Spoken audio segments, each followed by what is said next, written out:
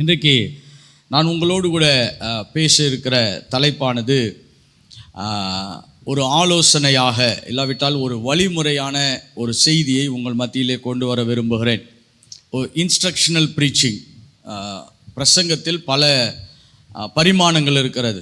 சிலது நம்முடைய விசுவாசத்தை பலப்படுத்துவது, சிலது வேதாகமத்தை ஆய்வு செய்வதற்காய் சொல்லப்படுவது, சில காரியங்கள் ஒரு குடும்ப ஆலோசனையாக வாழ்க்கை எப்படி நடத்த வேண்டும் என்று ஆலோசனை பிரசங்கங்கள் இருக்கிறது. ஆனால் இன்றைக்கு தேவன் நம்மோடு கூட பேசியிருக்கிற தலைப்பானது ஒரு வழிமுறை இல்லாவிட்டால் பயிற்சி அறிவுரை என்று சொல்லப்படுகிறோம். ஒரு இன்ஸ்ட்ரக்ஷனல் ப்ரீச்சிங்கை தேவன் செய்ய சொல்லி என் இருதயத்தில் போட்டார். அதனால் இன்றைக்கி அந்த தலைப்பில் தான் உங்களோடு கூட கர்த்தருடைய வார்த்தையை நான் பகிர்ந்து கொள்ள விரும்புகிறேன். தலைப்பு the consecration for cross over. Consecration for cross over. கடந்து செல்வதற்கான பரிசுத்த அர்ப்பணிப்பு. கடந்து செல்வதற்கான பரிசுத்த அர்ப்பணிப்பு. ஏன் இந்த செய்தியை இப்படி ஒரு தலைப்பை கர்த்தர் கொடுக்கிறார் என்று சொன்னால், அநேகவற்றை நாம் ஜெயிக்க அழைக்கப்பட்டிருக்கிறோம், அநேகவற்றை நாம் பூமியிலே மேற்கொள்ள அழைக்கப்பட்டிருக்கிறோம். ஆனால் அவைகளை இன்னும் மேற்கொள்ளாதபடி சில நிலைகளிலே நாம் நின்று கொண்டிருக்கலாம். அந்த நிலைகளிலே ஒரு மாற்றத்தை ஏற்படுத்துவதற்காகவே கர்த்தர் இந்த தலைப்பை உங்களோடு கூட பகிர கிருபை செய்கிறார். Consecration for cross over. கடந்து செல்வதற்கான பரிசுத்த அர்ப்பணிப்பு. இதுக்கு ஆதாரமாக யோசுவா 3ஆம் அதிகாரம். யோசுவா 3ஆம் அதிகாரத்தில் 2 வசனங்களை நான் வாசிக்க விரும்புகிறேன். யோசுவா 3ஆம் அதிகாரம். தேவன் 4ஆம் வசனத்திலிருந்து நான் பேச விரும்புகிறேன். உங்களுக்கும் அதற்கும் இடையிலே 2000 முழம் தூரம் இருக்க வேண்டும். நீங்கள் நடக்க வேண்டிய வழியை அறியும்படிக்கு அதற்கு சமீபமாய் வராதிருப்பீர்களாக. அதற்கு முன்னே நீங்கள் ஒருபோதும் இந்த வழியாய் நடந்து போகவில்லை என்று சொல்லி கட்டளையிட்டார். கர்த்தர் யோசுவாவுக்கு ஒரு ஆலோசனையை கொடுக்கிறார். இந்த உடன்படிக்கை பெட்டி சுமந்து செல்லும் பொழுது மக்கள் உடன்படிக்கை பெட்டியின் பக்கத்திலே வரக்கூடாது, அவர்கள் சற்று தூரத்திலே அதை பின்பற்ற வேண்டும் என்று சொல்லுகிறார். ஏன் அப்படிப்பட்ட ஒரு ஆலோசனையை கொடுக்கிறார் என்று சொன்னால், இதுவரைக்கும் நீங்கள் இந்த பகுதியிலே கடந்து போனது கிடையாது. You have not cross this path until now. நீங்கள் இதுவரைக்கும் இப்படிப்பட்ட சூழ்நிலைகளை கடந்து போனது கிடையாது.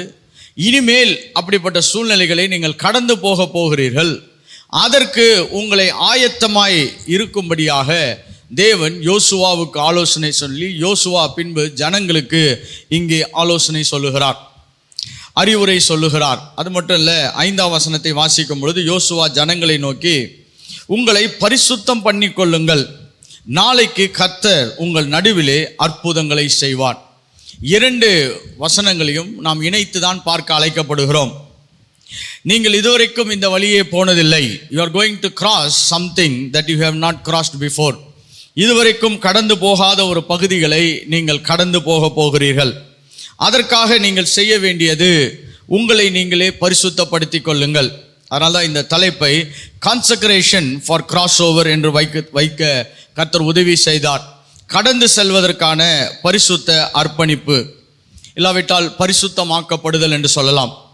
சரி, தேவன் இப்படிப்பட்ட ஒரு ஆலோசனையை, ஒரு அறிவுரையை தேவன் ஜனங்களுக்கு கொடுப்பதின் சில பிரம்மாண்ட நோக்கங்களை நான் விவரிக்க விரும்புகிறேன்.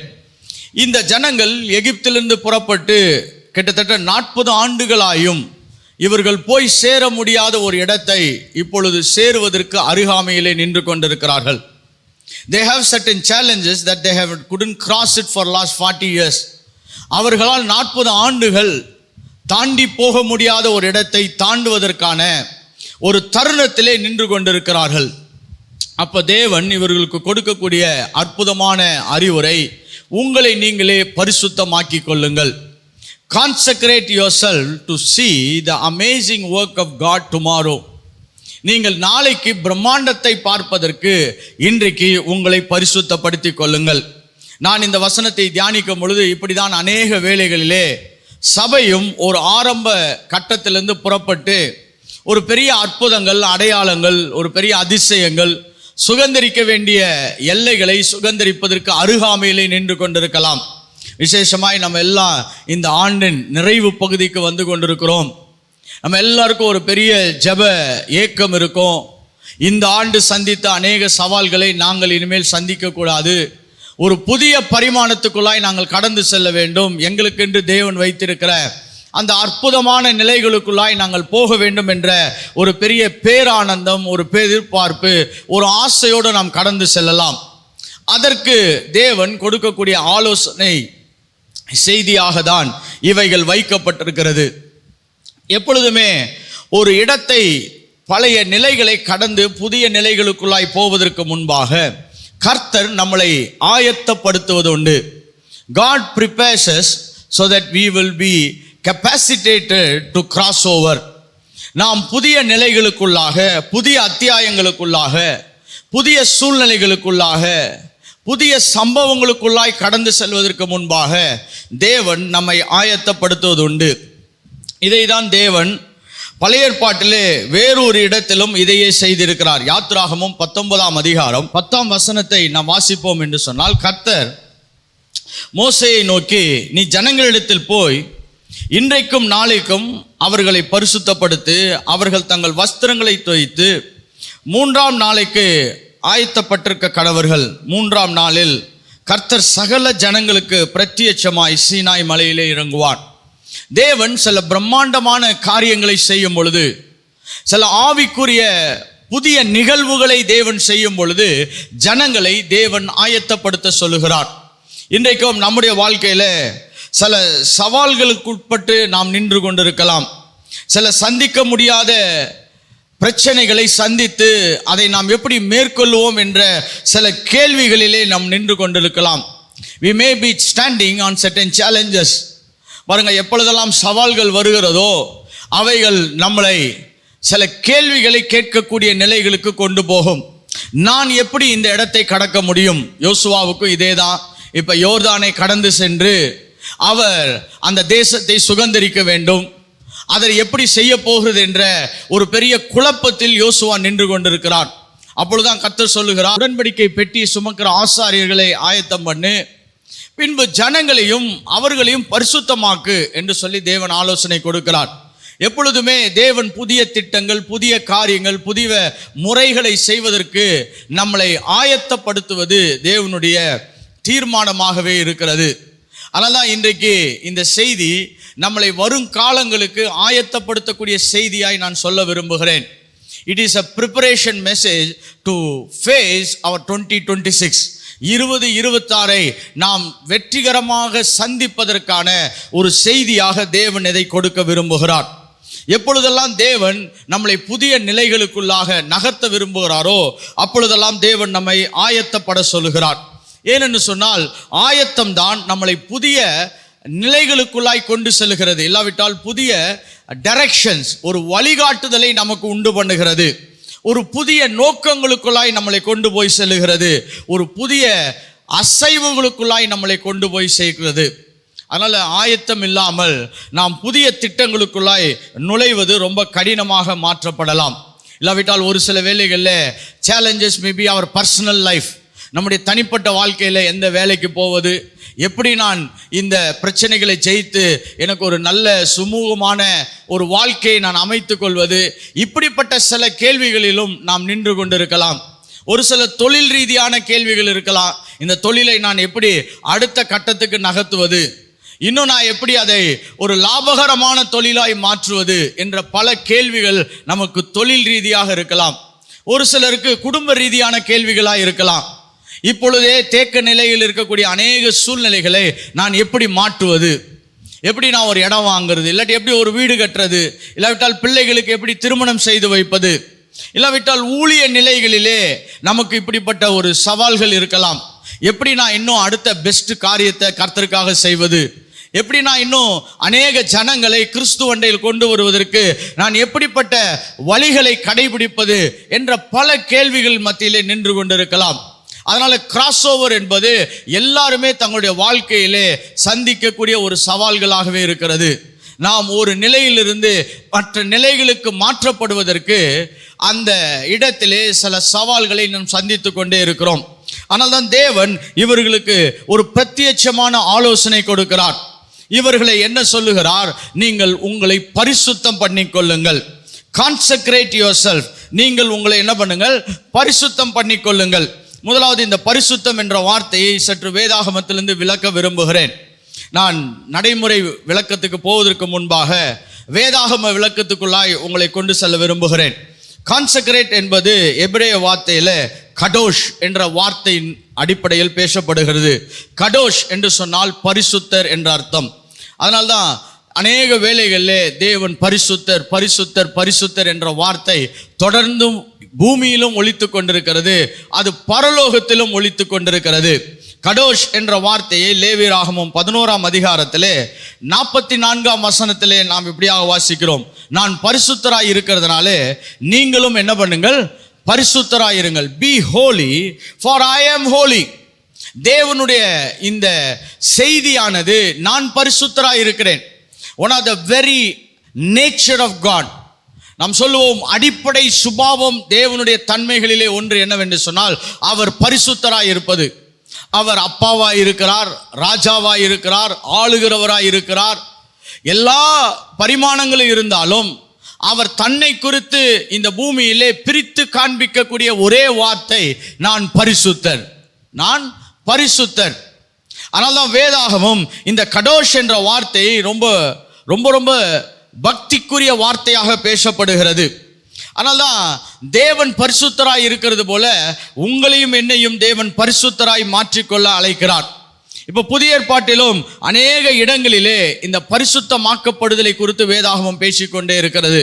அதனால த கான்செக்ரேஷன் ஒரு பிரித்தெடுக்கப்பட்ட வாழ்க்கை என்று சொல்லுவோம் என்று சொன்னால், நான் இதை 3 நிலைகளிலே அதை சற்று நடைமுறை வடிவத்திலே சொல்ல விரும்புகிறேன். கான்செக்ரேஷன் பரிசுத்தமாக்கிக் கொள்ளுதல் என்றால் outward purification is a symbol and a sign of a inner purification.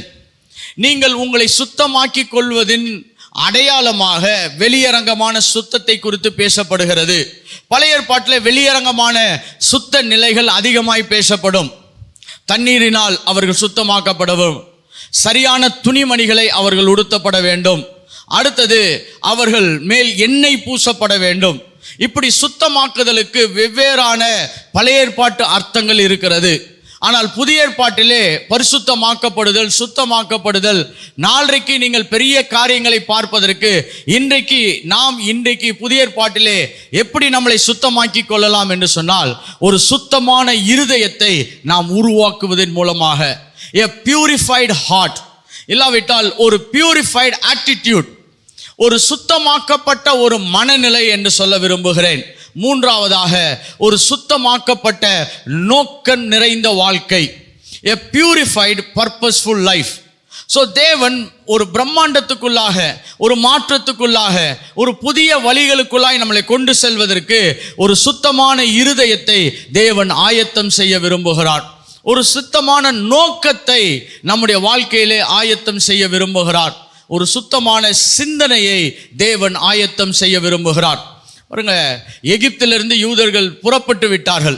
இஸ்ரவேலர்கள் புறப்பட்டு அவங்க ரொம்ப பிரம்மாண்டமான காட்சிகள் எல்லாம் பார்த்தாங்க. நம்ம செங்கடலை இது வரைக்கும் பொளந்ததை நம்ம என்ன பண்ணதில்லை, பார்த்ததில்லை, அதன் நடுவாக நடந்தது கிடையாது. ஆனால் இவர்கள் இதெல்லாம் பார்த்தார்கள். வானத்திலிருந்து மன்னா விழுந்ததை அவர்களால் பார்க்க முடிந்தது. காடைகள் குவியல் குவியலாய் வந்து சேர்ந்ததை அவர்களால் அனுபவிக்க முடிந்தது. ஆனால் இதெல்லாம் பார்த்தவர்கள் என்னாகமத்திலே வனாந்தரத்திலே மரித்து போய்விட்டார்கள் ஒரு சந்ததியார். அப்படி என்று சொன்னால் எகிப்தை விட்டு இவர்கள் வெளியே வந்தார்கள், ஆனால் எகிப்தின் மனநிலையை விட்டு இவர்களால் வெளியே வர முடியவில்லை. They came out of Egypt, but the Egypt attitude has never went out of them. அவர்கள் எகிப்திலிருந்து புறப்பட்டார்களே ஒழிய, ஆனால் எகிப்தின் சிந்தனை அவர்களோடு கூட தான் இருந்து கொண்டிருந்தது. அதனால்தான் ஒரு புதிய பரிசுத்தமாக்கப்பட்ட இருதயம், ஒரு பரிசுத்தமாக்கப்பட்ட சிந்தை, ஒரு பரிசுத்தமாக்கப்பட்ட நோக்கம் நமக்கு ரொம்ப ரொம்ப அவசியமாக இருக்கிறது, நாம் புதிய பரிமாணங்களுக்குள்ளாய் கடந்து செல்வதற்கு.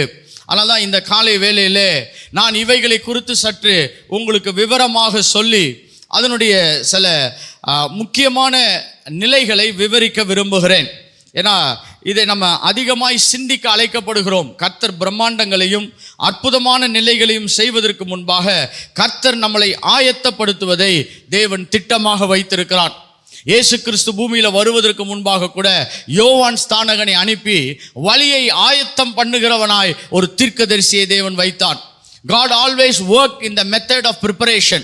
தேவன் ஆயத்தம் பண்ணப்பட்ட ஒரு சூழ்நிலைகளுக்குள்ளாக தான் தன்னை ஈடுபடுத்திக் கொள்ளுகிறவராய் இருக்கிறார். அப்ப நம்ம இந்த வருகிற மாதங்களை தாண்டி புதிய ஆண்டுகளுக்குள்ளாய் போவதற்கு இப்பொழுதே நாம் ஆயத்தமாவது ரொம்ப நல்லது. ஹல்லேலூயா.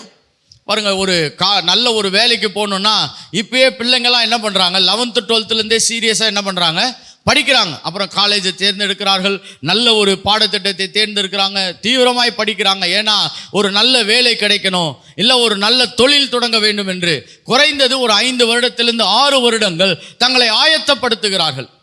ஆனால் கிறிஸ்துவ வாழ்க்கையிலே அநேகம் பேர் தேவனுடைய பெரிய அசைவுக்கு நேராக தங்களை ஆயத்தப்படுத்துவதை ஒரு வீணான நேரம் என்று கருதி கொள்ளுகிறார்கள். இல்லை, தேவனுடைய திட்டம் எப்பொழுதுமே பாருங்க, ஆயத்தம் பண்ணின பிறகுதான் அவர்களை தேவன் பிரம்மாண்டங்களுக்குள்ளாய் நகர்த்துகிறார்.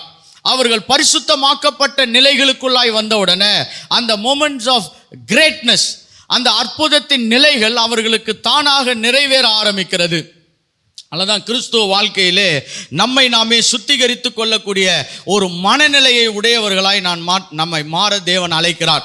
இங்கு வாசிக்கும் பொழுது இந்த யோசுவா 3ஆம் அதிகாரம் 5ஆம் வசனத்தை வாசிக்கும் பொழுது உங்களை நீங்கள் பரிசுத்தப்படுத்திக் கொள்ளுங்கள் என்று சொல்லி தேவன் சொல்லுகிறார். கான்செக்ரேட் யுவர் செல்ஃப் அப்படி என்று சொன்னால் இந்த முதல் பரிசுத்தமாக்கப்படுதல் என்பது இது நம்மேல் விழுந்த ஒரு பொறுப்பாய் இருக்கிறது. கான்செக்ரேட் அவர் செல்ஃப் அப்படி என்று சொன்னால் இதை வேற யாருமே செய்ய முடியாது, வேற யாராலையும் இதை நிறைவேற்ற முடியாது. தேவன் சர்வ வல்லவர் தான், யோசுவா மிகப்பெரிய தலைவன் தான். ஆனால் அவனால கூட அந்த ஜனங்களை பரிசுத்தமாக்க முடியாது. ஏனென்றால் ஜனங்கள் தான் பரிசுத்தமாக்கக்கூடிய நிலைகளை அவர்களே உருவாக்க அழைக்கப்படுகிறார்கள். இன்னைக்கு சபை எழும்பி வேலை செய்ய வேண்டும் என்றால், மாற்றத்தை கொண்டு வர வேண்டும் என்றால், ஒரு பெரிய மறுரூபத்தை பார்க்க வேண்டும் என்று சொன்னால், ஒரு தனிப்பட்ட பொறுப்பை உடைய கிறிஸ்தவர்களாய் நாம் எழும்ப அழைக்கப்பட்டிருக்கிறோம். நான் பரிசுத்தமாக்குவதற்கு வேற யாருமே முயற்சி எடுக்க முடியாது. A personal effort is required. ஒரு தனிப்பட்ட முயற்சி தேவைப்படுகிறது. பாருங்க, எனக்காக என்னுடைய போதகர் ஜெபிக்கலாம், சபை ஜெபிக்கலாம், என்னுடைய அப்பா அம்மா ஜெபிக்கலாம், கரெக்டா, என்னுடைய நண்பர்கள் ஜெபிக்கலாம், மேபி இன்னும் நல்ல ஜெப வீரர்கள்லாம் நமக்கு ஜெபிக்கலாம். ஆனால் இந்த ஜெபங்கள் எல்லாம் வெளிப்பிரகாரத்தில் தான் செயல்படுமே ஒழிய உள்ள ஒரு மனிதனுக்கு வேலை செய்ய வேண்டும் என்றால் அவன்தான் தன்னை பரிசுத்தமாக்கிக் கொள்வதில் அவன் ரொம்ப கவனமாய் மாற அழைக்கப்படுகிறான். இன்றைக்கு I am talking about a believers consecration. ஒவ்வொரு விசுவாசியும் தன்னை பரிசுத்தமாக்கிக் கொள்வதை குறித்து நான் பேச விரும்புகிறேன். ஏன்னா பரிசுத்தம் பல நிலைகளிலே வைக்கப்பட்டிருக்கிறது.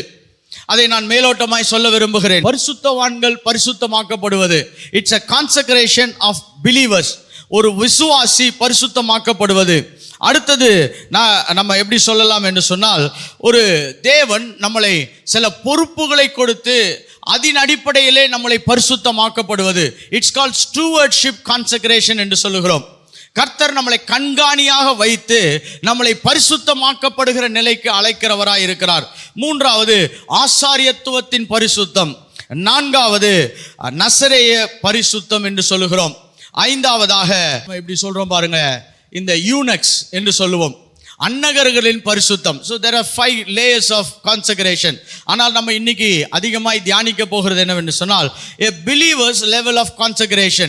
ஒரு விசுவாசி தன்னை எப்படி அவன் பரிசுத்தமாக்கிக் கொள்ள வேண்டும் என்பதை குறித்து நான் அதிகமாய் பேச விரும்புகிறேன். ஏன்னா முதலாவது அவன் பொறுப்பெடுக்கிறவனாய் மாற வேண்டும். நான் இன்னும் தேவனிடத்தில் அதிகமான அர்ப்பணிப்பை உடையவனாய் மாற வேண்டும். அதனால்தான் இந்த தலைப்பை பரிசுத்த அர்ப்பணிப்பு என்று வைத்தேன். கடந்து செல்வதற்கான பரிசுத்த அர்ப்பணிப்பு. To have a crossover you need a personal consecration. பாருங்க, அநேக வேளைகளில் நாம் இந்த உலகத்தோடு கூட மிகவும் அதிகமாய் கலக்கப்பட்ட நிலையில் இருக்கிறோம். சில வேளை இப்போ நம்மளை இவர் ரட்சிக்கப்பட்டவனா ரட்சிக்கப்படாதவனான்னு வித்தியாசம் காண்பிப்பதே ரொம்ப கடினமாக்கப்படுகிறது. ஒரு மனிதன் இப்படியாக எனக்கு இதை விளக்கி கொடுத்தார். இன்னைக்கு யாராவது உங்களை உங்களை அரெஸ்ட் பண்றாங்க, அப்படி என்றால் உங்களை கைது செய்கிறார்கள், நீங்கள் கிறிஸ்தவர்களாய் இருக்கிறீர்கள் என்று யாராவது ஒருத்தர் உங்களை கைது செய்தால் அதற்கான அடையாளம் உங்களிடத்தில் இருக்கிறதா? எப்படி? அதுதான் அந்த பரிசுத்த சின்னம் என்று சொல்லப்படுகிறது. இன்னைக்கு நிறைய பேர் கிறிஸ்தவங்களை சப்போஸ் கூப்பிட்டு நீ உண்மையாலே கிறிஸ்தவன் என்று சொன்னால் அவன் வாயின் வார்த்தைகளினாலும் பின்பு அவன் மனப்பாடமாய் சொல்ல சில வசனங்களினாலும் தான் அவனை கிறிஸ்தவன் என்று அடையாளப்படுத்த முடியும். அவனுடைய வாழ்க்கையில் நடந்த சம்பவங்களை வைத்து அடையாளப்படுத்துவது ரொம்ப கடினமாக்கப்படுகிறது. அதுக்காக தான் அந்த பரிசுத்தவான் அப்படி ஒரு உவமையை சொன்னார் பாருங்க. அப்படி என்றால் நம்முடைய வாழ்க்கை இந்த உலகத்தோடு கூட மிகவும் ஒட்டப்பட்ட நிலைமையில் இருக்கிறது, அது பிரித்தெடுக்கப்பட்ட நிலையிலே இல்லை. 2 கொரிந்தியர் 7ஆம் அதிகாரம் 1ஆம் வசனத்தை வாசிக்க விரும்புகிறேன். 2 கொரிந்தியர் 7ஆம் அதிகாரம் 1ஆம் வசனத்தை வாசிக்க விரும்புகிறேன். இப்படிப்பட்ட வாக்குத்தத்தங்கள் நமக்கு உண்டாயிருக்கிறபடியினாலே பிரியமானவர்களே, மாம்சத்திலும் ஆவியிலும் உண்டான எல்லா அசூசியும் நீங்க நம்மை சுத்திகரித்து கொண்டு பரிசுத்தமாக்குதலை தேவ பயத்தோடு பூரணப்படுத்த கடவோம். தேவன் திருச்சபைக்கு ஒரு மாபெரும் அறிவுரையை பவுலின் மூலமாய் சொல்லுகிறார். நமக்கு மிகுதியான வாக்குத்தத்தங்கள் இருக்கிறது. நீங்கள் சுகந்தரிப்பதற்கும் நான் சுகந்தரிப்பதற்கும் நாம் திருச்சபையாய் போய் சுகந்தரிக்கிற அநேக வாக்குத்தத்தங்கள் இருக்கிறது. வாக்குத்தத்தங்களுக்கு பிரச்சனையே இல்லை. ஹல்லேலூயா. அதுவும் வருகிற நாட்கள் எல்லாம் லட்சாதி லட்ச வாக்குத்தத்தங்கள் பேசப்படும். அது வார்த்தையினாலும் இருக்கலாம், இல்லாவிட்டால் சொற்றொடர்களால் இருக்கலாம். வாக்குத்தத்தங்களுக்கு பிரச்சனையே இல்லை. ஆனால் வாக்குத்தத்தங்கள் அவைகள் நம்முடைய வாழ்க்கையிலே நிறைவேறுகிறதா, வெளியரங்கமாகிறதா என்பதுதான் கவலைக்கிடமான கேள்வியாக இருக்கிறது. அதுக்கு தான் இந்த வசனம் சொல்லுகிறது, மாம்சத்திலும் ஆவியிலும் உண்டான எல்லா அசூசியும் நீங்க. ஓகே, இங்க ஆங்கிலத்தில் வாசிப்போம் என்று சொன்னால், let us cleanse ourselves from all filthiness of flesh and spirit, perfecting holiness in the fear of God. நீங்கள் வாக்குத்தத்தங்களை பூரணப்படுத்திக் கொள்வதற்கு நீங்கள் உங்களை நீங்களே என்ன பண்ணுங்கள்? பரிசுத்தமாக்கிக் கொள்ளுங்கள். There are things that I want to mention. ஒரு சில காரியங்களை நாம் தனிப்பட்ட ரீதியிலே எப்படி நம்மளை பரிசுத்தமாக்கிக் கொள்ளலாம் என்று சொன்னால், இந்த உலக வழக்கங்களிலிருந்து நம்மளை விடுவித்துக் கொள்ளலாம். You can get rid out of the worldly patterns. வழக்கங்கள், உலகத்தில் பல வழக்கங்கள் இருக்கிறது. விசேஷமாக ஒரு காலங்களில் பார்த்தீங்கன்னா ரேடியோ, அதுக்கப்புறம் டெலிவிஷன், இன்னைக்கு சோஷியல் மீடியா, அப்புறம் வெள்ளித்திரை, சின்ன திரை என்று பல திரைகள் இருக்குது. When you get along with these things, இப்படிப்பட்ட காரியங்களோடு கூட நீங்கள் தொடர்ந்தேச்சியாக நீங்கள் பயணம் செய்யும் பொழுது இந்த பிரித்தெடுக்கப்பட்ட அனுபவங்கள் மிகவும் குறைக்கப்படக்கூடியவைகளாக இருக்கிறது. அடுத்த காரியங்கள் சொல்லணும்னா, a bad attitude. பாருங்க, கெட்ட பழக்க வழக்கங்கள் இந்த உலகத்திலே அநேகமாய் சொல்லித்தரப்படுகிறது. விசேஷமாக நான் சொல்றேன் பாருங்க, பெரியவர்களை மதிப்பதை குறித்து ரொம்ப அதிகமாக இப்பொழுது சொல்லித்தரப்படுவதில்லை. இந்த சின்ன பிள்ளைங்கள்லாம் கூட பாருங்க, மரியாதை இல்லாமல் அப்பா அம்மா பேசும் பொழுது, இல்லை சொந்தக்காரங்களை பேசும்பொழுது எல்லாரும் சந்தோஷமாக பார்த்து சிரிக்கிறாங்க. நான் ஒரு முறை ஒரு சகோதரர்கிட்ட சொல்கிறேன், இப்போல்லாம் நீங்கள் சிரிக்கிறீங்க, அப்புறம் பின்னாடி அவன் பார்த்து உங்களை சிரிக்க போகிறான், ரொம்ப ஜாக்கிரதையாக வளங்க. ஏன்னா some of the bad attitudes has been inculcated into the society. ஒரு தேவ பயம், முதியோர்களுக்கு ஒரு உகந்த மரியாதை கொடுக்கக்கூடியதெல்லாம் குறைக்கப்படுகிற பொழுது இவைகள் எல்லாம் நம்மோடு கூட ஒட்டி வாழக்கூடியவைகளாக இருக்கிறது. அடுத்தது பார்த்தீங்கன்னா, நான் யாரையும் மன்னிக்க மாட்டேன். These are all some of the ideologies of this world. பாருங்க, தேவன் மன்னிக்க சொல்லுகிறார், ஆனால் இந்த உலகம் இந்த மன்னிப்பை குறித்தெல்லாம் பெருசாக பேசுறது கிடையாது. ஒருத்தர் நம்மளுக்கு தவறு செய்து விட்டால் அவர்களை முற்றிலுமாய் அழிக்கப்படுவதை தான் நோக்கமாய் வைத்து செயல்படுகிறது. இப்படிப்பட்ட எண்ணங்கள் கூட நம்முடைய வாழ்க்கையிலே அவைகள் தொடர்ந்து வரலாம். இப்போ இதெல்லாம் யார் சரி பண்ணுறது? பொறாமைகள், எரிச்சல்கள், இப்படிப்பட்ட காரியங்கள்லாம் நம்ம யார் சரி பண்ண முடியும்னா நாம் தான் சரி பண்ண முடியும். ஆனால் தான் consecration is a personal effort. நான் தனிப்பட்ட ரீதியாக தேவனோடு கூட உட்கார்ந்து நான் இதை சரி செய்யும்படியாக அழைக்கப்படுகிறேன். பரிசுத்தத்திற்கு இன்னொரு நிலையை நான் சொல்ல விரும்புகிறேன். நாம் நம்மளை கவனிக்காமல் மற்றவர்களை கவனிப்பதும் பரிசுத்த குறைச்சலை உண்டாக்கும். We don't focus ourselves, we focus on others. நம்ம அநேக வேளைகளில் நம்முடைய பரிசுத்த குலைச்சலுக்கு காரணம் என்னவென்று சொன்னால், நாம் நம்மளை ரொம்ப பெருசாக ஆய்வு செய்வதில்ல, நாம் மற்றவர்களை ஆய்வு செய்வதில் ரொம்ப கவனமாக இருக்கிறோம். அடுத்த சர்ச் மெம்பர் எப்படி இருக்கிறாங்க, அடுத்த வீட்டு மக்கள் எப்படி இருக்கிறாங்க, ஒரு ஆவிக்குரிய தலைவர் எப்படி இருக்கிறார், சர்ச்சில் வேலை செய்கிறவர்கள் எப்படி இருக்கிறார்கள், சர்ச்சில் இருக்க ஜெபக்குழுலாம் எப்படி இருக்குது, அவங்க சரியில்லை இவங்க சரியில்லை, இதை தான் மக்கள் அதிகமாக கான்சென்ட்ரேட் பண்ணுறதுனால தான் தங்களை தாங்களே அவர்கள் பரிசுத்தப்படுத்திக் கொள்வது அவர்களுக்கு சவாலாக மாற்றப்படுகிறது. அப்போ பரிசுத்தப்படுத்திக் கொள்வது என்பது இது என்னுடைய தனிப்பட்ட மிக மிக முக்கியமான முயற்சி. அதனால்தான் இந்த செய்தியை நான் சீக்கிரமாகவே உங்களுக்கு கொடுக்கிறேன். ஏன்னா வருகிற நாட்களில் இதை நீங்கள் சிந்தித்து இதை நீங்கள் ஜெபமாக செய்ய ஆரம்பித்தீர்கள் என்று சொன்னால் வருகிற நாட்களிலே தேவன் பிரம்மாண்டமான காரியங்களை நம்முடைய வாழ்க்கையிலே செய்வதற்கு நாம் ஆயத்தம் உள்ளவர்களாய் மாறிவிடுவோம்.